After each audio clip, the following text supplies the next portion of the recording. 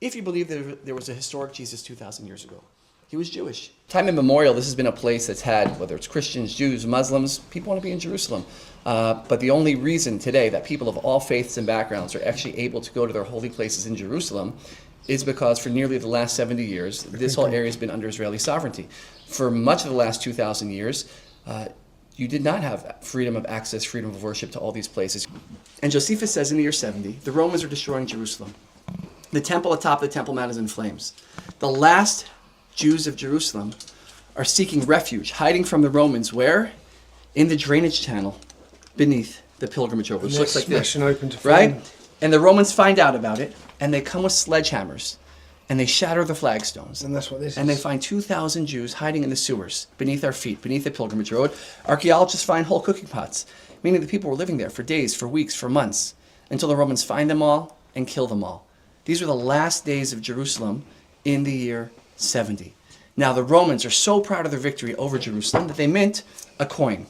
Here is the Roman Emperor Vespasian, and in the year 71, they mint a coin that says Judea capta. Judea, the name of the country, has been captured or defeated. The capital was Jerusalem. Jews are called Jews because Jews come from Judea. And you see a Roman legionnaire towering above a woman on her knees crying. You could see how proud the Romans were of their victory of Jerusalem.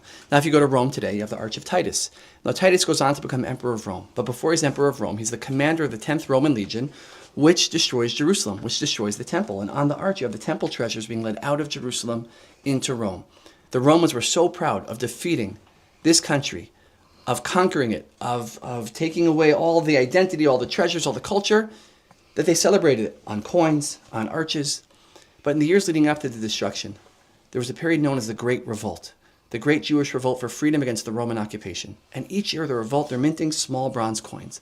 And scholars have long wondered why. Bless you. Why were they minting these coins? Because the coins at that time had no monetary value. And if they really wanted to fight the Romans, what should they have used the metal for instead of minting worthless coins? To make what? To make weapons, right? So why are they minting these coins? So I want to share with you an answer that I find to be meaningful. But before I do, I want to show you one such coin. This coin here is 2,000 years old. This coin here goes back to the year 67. And it says on the coin, for the freedom of Zion, for the freedom of Jerusalem. That coin, can you hold it up to me? That coin represented a hope, a wish, a dream, and a prayer that one day be free from the Jewish people returned to Jerusalem as sovereign, that they would get their country back. Now, they probably thought it would take a few years, a few decades. They couldn't imagine it would be nearly 2,000 years before that would happen. But in the year 1958, on Israel's 10th anniversary, Israel mints its first commemorative medallion. But there's something strange about this medallion, because if you look closely at the medallion, what do you see here? They've used the Roman victory coin. Now, coin. why would you mint a symbol of shame for your people? It doesn't make any sense until you flip it over. And when you flip it over, it shows the woman standing up. now it says Israel liberata. Israel's been liberated. So it goes from the Roman soldier over the woman to then showing the woman free with her baby. Right, and a man working the land And beside her. a man building the land, planting. And this was Israel's response to Rome, 2,000 years in the making. Okay. And if you think about that small little coin, that hope, that wish, that dream, and that prayer, it took a lot longer than they thought it would. But here we are, 2,000 years later, because they never gave up on their ideals, on their principles, on their values, on their hopes, to one day return and restore their country.